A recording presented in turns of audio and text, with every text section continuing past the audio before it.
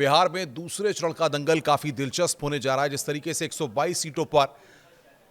Voting होगी, उसके लिए 1302 प्रत्याशियों की किस्मत दांव पर है। आपको बता दें कि जिस तरीके से पहले चरण में बढ़ चढ़कर लोगों ने मतदान किया, उसके बाद अब सबकी निगाहें दूसरे चरण की वोटिंग पर टिकी हुई हैं, क्योंकि यहां पर न सिर्फ एनडीए की बल्कि महागठबंधन की भी प्रतिष्ठा दांव पर है। जिस तरीके से प्रत्याशियों का चयन हुआ, जिस तरीके से प्रचार किया गया और उसके बाद तमाम चीज़ों को देखने के बाद अब ये बात काफ़ी महत्वपूर्ण हो जाती है कि आखिर इन 122 सीटों पर, क्योंकि ये की फैक्टर सीटें साबित हो रही हैं। पहले चरण के बाद अगर हम बात करें एनडीए की, तो एनडीए अपनी जीत का दावा कर रहे हैं, महागठबंधन के प्रत्याशी अपनी जीत का दावा कर रहे हैं, क्योंकि उनका कहना है कि लोकल फैक्टर्स ने ज़्यादा यहाँ पर काम किया है। बनस्पत बाहरी और लोकल का मुद्दा भी कई जगहों पर देखने को मिला है। लेकिन इन सबके बीच में 122 सीटों पर जिस तरीके से अब वोटिंग होगी, ये अपने आप में काफ़ी अहम है कि दूसरे चरण में किस तरीके से इस पूरे मुकाबले को बिहार में लोग देख रहे हैं। क्योंकि जिस तरीके से बुजुर्गों ने, युवाओं ने, महिलाओं ने बढ़ चढ़कर मतदान किया है, वो अपने आप में काफ़ी दिलचस्प है। 2-3 आंकड़े मैं आपके सामने रखना चाहूँगा, जो तस्वीर उभर कर सामने आई है कि आखिर किस तरीके से पूरा मुकाबला जो है, क्योंकि 20 जिलों की 122 सीटों पर वोटिंग होनी है। 1302 प्रत्याशियों की किस्मत का फैसला 3,70,13,556 मतदाता यहां पर करने वाले हैं। यानी कि आप समझ सकते हैं कि कितनी बड़ी संख्या में युवा भी इसमें शामिल हैं, और इस चरण के चुनाव से ही बिहार की अगली बनने वाली सरकार पर फैसला हो जाएगा कि आखिर ये किसकी सरकार बनने वाली है। क्योंकि यहाँ से वो रोड मैप तैयार होगा बिहार का कि पहले चरण और दूसरे चरण, दोनों चरणों में जो बिहार की जनता है उसने किसको यहाँ पर चुना है, किसके लिए यहाँ पर आगे का भविष्य यहाँ पर तय किया है। सबसे महत्वपूर्ण बात यहाँ पर यह है कि 2-3 बातें एक और महत्वपूर्ण है कि महागठबंधन को पूरा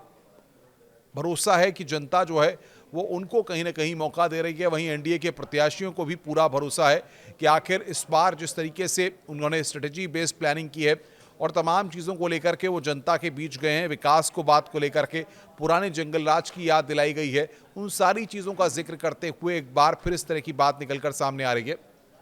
कि बिहार की जनता जो है वो एनडीए पर भरोसा जताने जा रही है।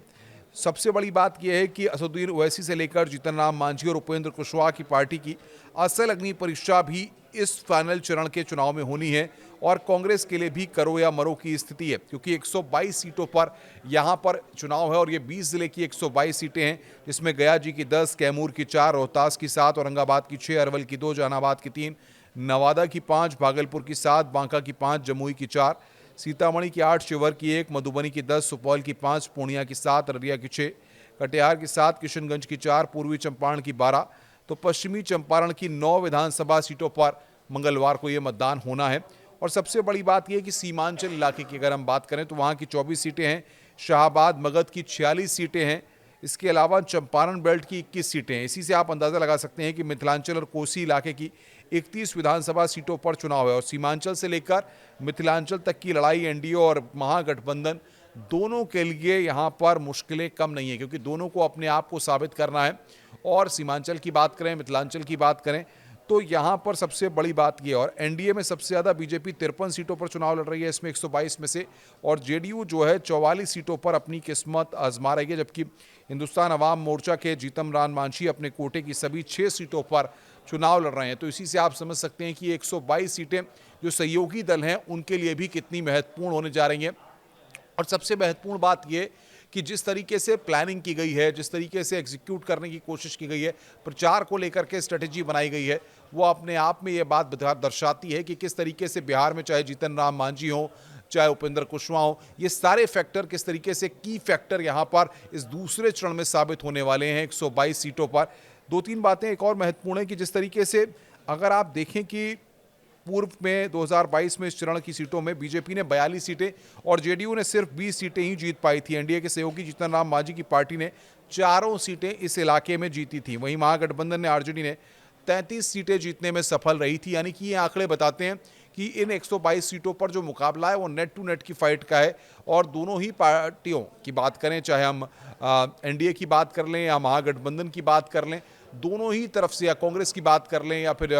जीतन राम मांझी की पार्टी की बात करें, बीजेपी की बात करें, जेडीयू की बात करें, सबके लिए यहाँ पर करो या मरो की स्थिति बनी हुई है। नमस्कार।